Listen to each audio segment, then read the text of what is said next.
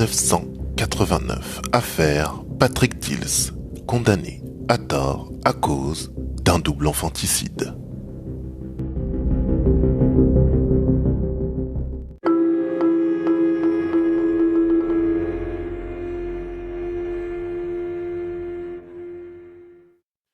Il fut un temps, n'est-ce pas, naguère, comme aurait pu le dire ma grand-mère, où l'attention des enfants et des adolescents était moins tournée vers les écrans. Les enfants aimaient aller grimper aux arbres, les papas et les mamans en profitaient pour pouvoir tranquillement grimper au rideau. Plutôt que de monter aux arbres, Patrick Dills, lui, préférait collectionner des timbres. Du haut de ses 16 ans, il était assez grand pour entrer dans une benne afin d'aller récupérer des timbres qu'une entreprise avait mis au rebut. Le problème est qu'il est allé les récupérer près d'une scène de crime. Pour protéger Patrick de Dame Justice, toute la famille Dills va mentir. Mais, mauvais calcul, le mensonge est découvert, ça va faire mal. Lorsqu'on est innocent, on ne ment pas. Patrick Dills a menti, mineur ou non, le système judiciaire va lui tailler sur mesure un costume de coupable.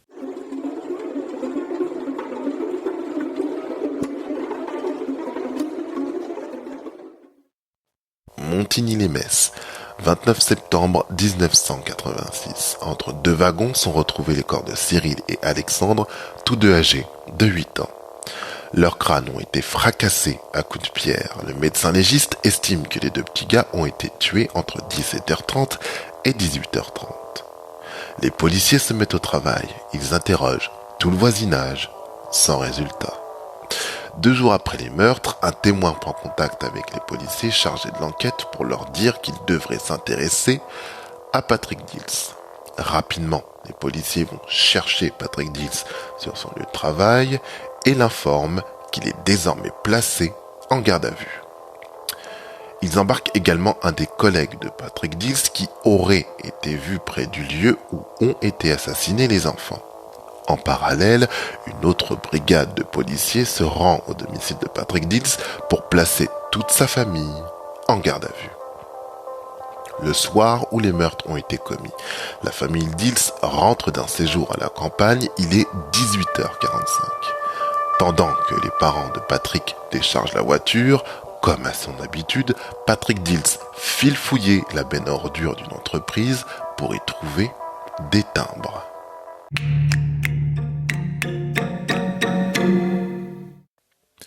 Je résume. Les deux petits ont perdu la vie, selon le médecin légiste, entre 17h30 et 18h30. Patrick Dills rentre chez lui avec sa famille à 18h45. Dans la logique, Patrick Dills n'a pas pu commettre les infanticides car il est rentré 15 minutes après l'heure indiquée par le médecin légiste concernant la mort des enfants. La police va écarter la piste qui conduit droit à l'innocence de Patrick Dills pour favoriser celle qui fait de lui un coupable. La benne à ordures dans laquelle Patrick Dills est allé chercher les timbres se trouve à proximité de l'endroit où les petits gars ont perdu la vie.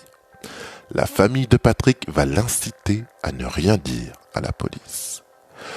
Patrick Dills avait dit à l'un de ses collègues et amis qu'il était allé chercher les timbres dans la benne.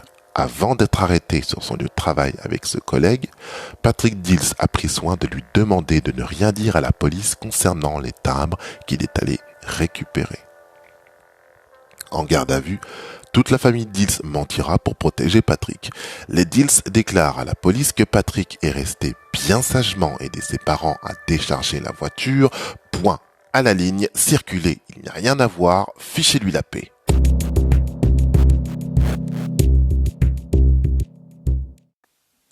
La police va relâcher Patrick Dills et sa famille, mais va s'apercevoir du mensonge de la famille Dills, car le collègue qui avait promis à Patrick de tenir sa langue a tout de suite lâché le morceau.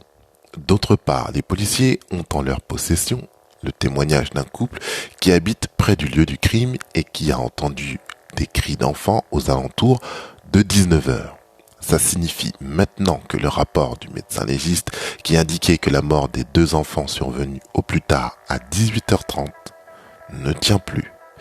Le témoignage du couple souligne que Patrick Dills a très bien pu tuer les enfants car, pour rappel, il est rentré de son séjour à la campagne à 18h45. Afin de pouvoir étayer les soupçons qu'ils ont sur Patrick Dills, les policiers vont mettre le paquet pour retrouver le couple car ils ont bizarrement oublié de noter le nom et les coordonnées des deux témoins. Étrange. Enfin retrouvés, l'homme et la femme confirment et indiquent qu'ils ont entendu des cris d'enfants apeurés vers 18h50, 18h55. Leur mensonge découvert. Patrick Dills et sa famille indiquent à la police qu'après avoir été chercher les timbres dans la benne, Patrick est rentré chez lui à 19h. L'étau se resserre davantage sur Patrick Dills, il est placé de nouveau en garde à vue.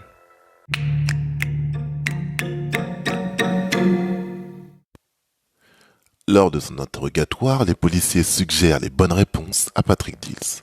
C'est exactement le même procédé qui a amené Jean Dehaize à faire des aveux en 1949. Comme quoi, même avec le temps, certaines choses ne changent pas. En 1986, Patrick Dills n'a que 16 ans. Nos professionnels de l'autorité publique vont aller jusqu'à demander à Patrick Dills d'avouer son crime à ses parents. Patrick Dills accepte en pensant qu'il aura le temps de dire à ses parents que les policiers le poussent à s'accuser. Même pas en rêve. Lorsque Patrick Dills a pu voir ses parents, il n'était pas seul avec eux.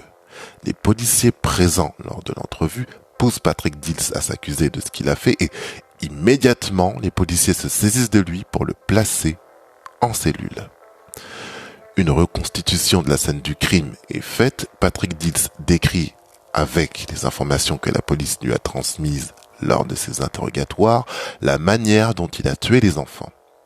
En attendant son procès, Patrick Dills est placé en détention provisoire pendant 2 ans, avec interdiction de voir sa famille. Dills écrit une lettre pour dire qu'il est innocent, mais personne ne le croit.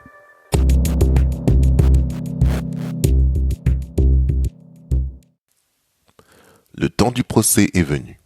Patrick Dills a 18 ans. Il comparaît devant la cour d'assises des mineurs parce qu'il était âgé de 16 ans lorsqu'il a été inculpé du double infanticide. Le procès sera tenu à huis clos, c'est-à-dire sans public. Lors de son procès, Patrick Dills restera mutique. Impressionné par tout l'apparat de la cour d'assises, il ne prononcera au total que 10 mots. À tout juste 18 ans, Patrick Dills est condamné à perpétuité, sans excuse de minorité. Je vais m'arrêter sur ce point un petit instant parce que c'est important. À l'époque du procès de Patrick Dills, un mineur qui comparaissait devant la cour d'assises voyait automatiquement sa peine divisée par 2 parce qu'il n'avait pas atteint l'âge adulte. C'est ce qui était appelé l'excuse de minorité. Patrick Dills n'en a pas bénéficié parce qu'aux yeux des jurés, un accusé qui a tué 2 enfants ne mérite aucune excuse, même s'il était mineur au moment des faits.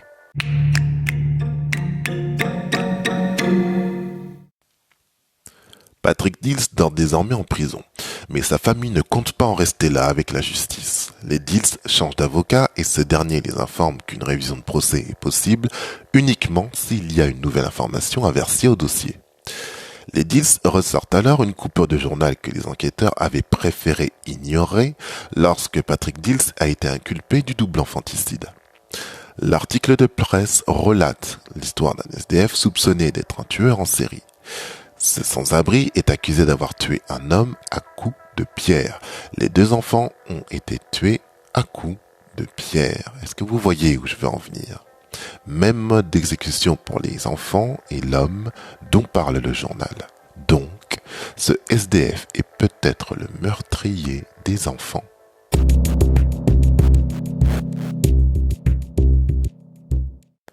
Le nouvel avocat des Dills sent qu'il y a une piste à creuser. Il a bien raison parce que ce SDF est loin d'être monsieur tout le monde. Ce SDF est Francis Holm. Si le prénom de Francis Holm ne vous dit rien, pas de souci, je vais vous dresser le portrait de l'énergumène. Francis Holm est originaire de Metz. Metz se trouve à 11 minutes de Montigny-lès-Metz, la ville où ont été tués les enfants. Voilà, mesdames et messieurs les inspecteurs, je vous laisse faire vos propres déductions. Je reprends. Francis Holm faisait de fréquents séjours à l'hôpital psychiatrique. En 1997, Francis Holm est soupçonné d'une 12aine de meurtres. Il a été condamné plusieurs fois à perpétuité. Surnommé le routard du crime, Holm semait la mort au hasard de ses pérégrinations à travers la France.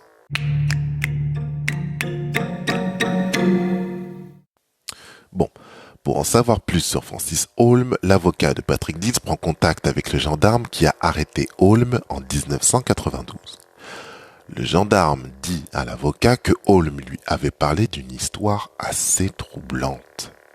Holm avait fait une promenade en vélo, des enfants lui avaient jeté des pierres, il aurait poursuivi sa route, puis il serait revenu sur les lieux quelques minutes plus tard où il aurait vu la police, les pompiers et les enfants morts sur les voies. À la suite de l'histoire racontée par Holm, le gendarme vérifie la véracité du témoignage. Francis Holm était bien dans les environs avant la mort des enfants. Ça signifie qu'il a pu leur faire du mal. Je ne sais pas si c'est votre cas, mais je me suis demandé pourquoi Francis Holm, qui est un tueur en série multirécidiviste, n'a pas été suspecté des meurtres des enfants en même temps que Patrick Dills.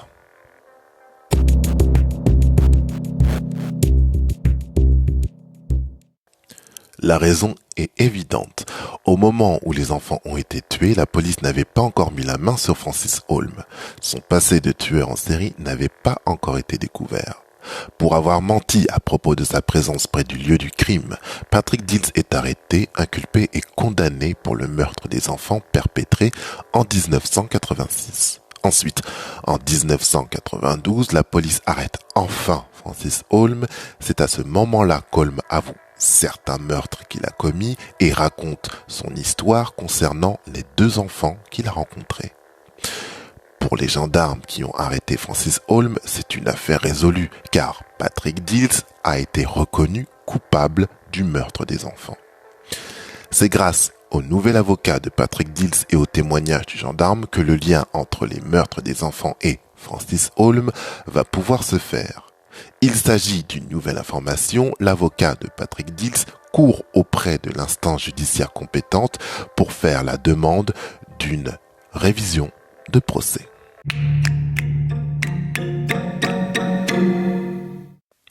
En 1999, la Cour de cassation rend son verdict. La présence de Francis Holm dans les éparages du crime ne suffit pas pour rouvrir le procès. Il est demandé au service de police un complément d'information. En clair, la Cour de cassation demande aux policiers de se remettre au travail pour trouver des preuves. Les policiers parcourent les photos de la scène du crime des enfants avec celles des anciens meurtres de Francis Holm. Holm a une signature. Lorsqu'il tue, à la fin de son acte, il baisse légèrement le pantalon de sa victime. En 1986, lorsque Patrick Dills a été arrêté, on lui a présenté une photo sur laquelle l'un des 2 petits gars avait le pantalon légèrement baissé. Cette fois-ci, il n'y a plus beaucoup de place au doute. Francis Holm est suspecté. La Cour de cassation annule le jugement de Patrick Dills après 15 ans de prison. Patrick Dills est présumé innocent, mais il reste en prison. Incroyable.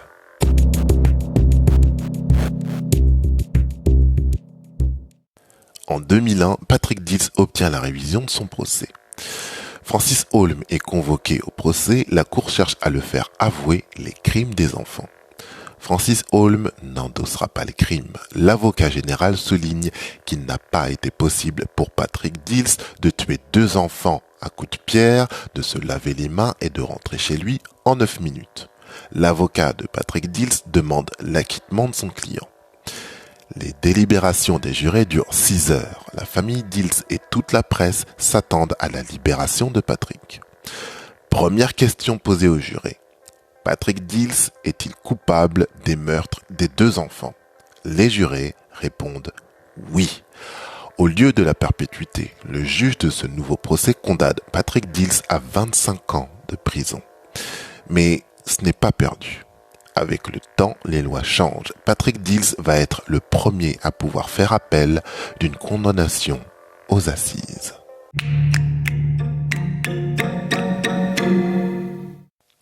Il est bon de savoir qu'avant 1999, lorsqu'un accusé était condamné en cour d'assises, il n'était pas possible de contester la condamnation. D'ailleurs, je vous parle de cour d'assises, mais peut-être que ça ne parle pas à tout le monde. Je vais détailler.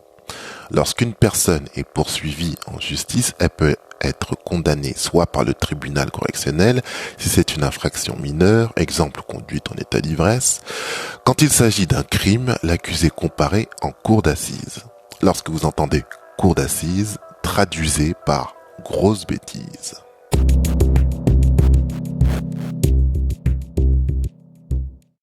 Les avocats de Patrick Dills font appel de la condamnation. Patrick Dills aura droit à un 3e procès. Alors, c'est plus une affaire, c'est carrément une succession d'épisodes de Feux de l'amour. Pour ce 3e procès, Patrick Dills se prépare avec son compagnon de cellule à toutes les questions que pourrait lui poser le procureur. D'entrée de jeu, Patrick Dills décide de parler de son séjour en prison. Il déclare devant le public qui s'est déplacé en masse pour assister à son procès qu'il a été violé. Ces paroles jettent l'effroi dans la salle. Tout le monde, en silence, se refait le film de l'affaire de Patrick. Il a été jeté en prison à 16 ans. Lors de son 3e procès, il avait 31 ans. Ce gars innocent a donc été jeté en prison et, en plus de couronner le tout, il a subi des sévices sexuels. Décidément, rien n'aura épargné Patrick Dills.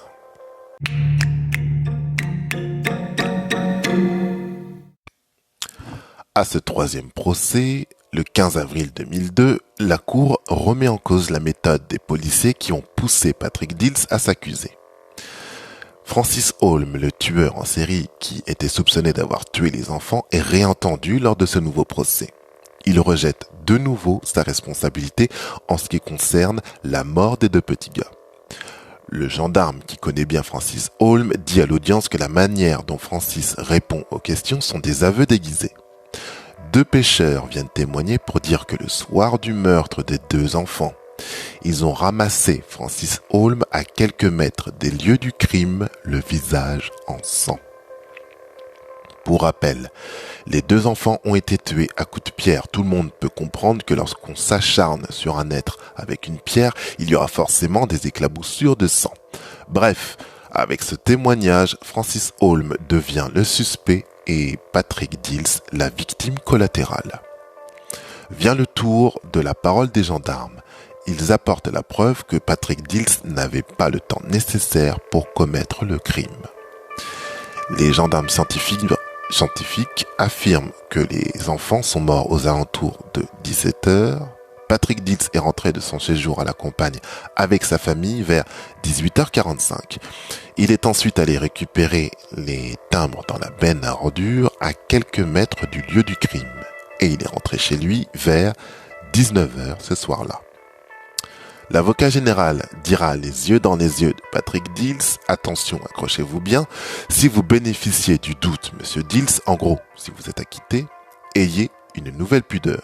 Vous avez pris la place de l'accusé, ne venez pas disputer celle des victimes, car vous n'êtes la victime que de vous-même. Voilà, prends-toi ça dans les dents après 15 ans de prison pour rien.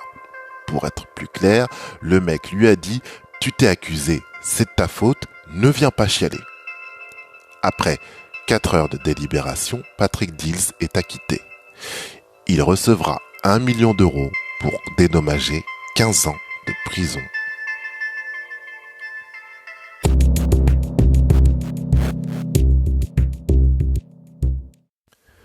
Petit calcul, pour chaque année passée en prison, Patrick Dills a touché 66 666 euros.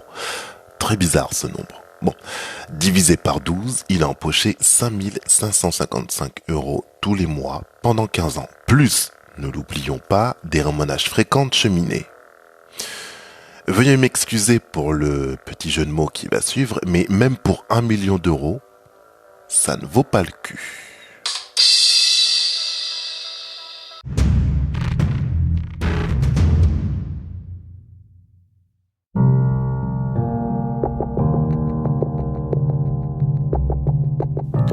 Revenons sur les points clés de l'affaire Patrick Dills.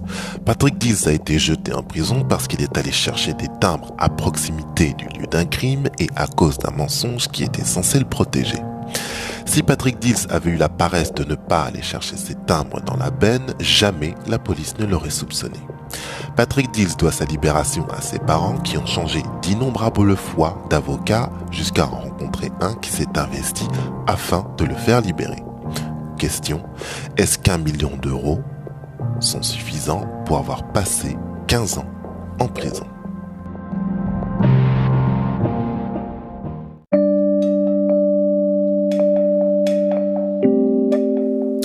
C'est l'heure de la morale. Pour la morale de cette histoire, je vais citer un grand penseur contemporain qui a fait partie d'un groupe mythique. Attention, je cite, « Laisse pas traîner ton fils ».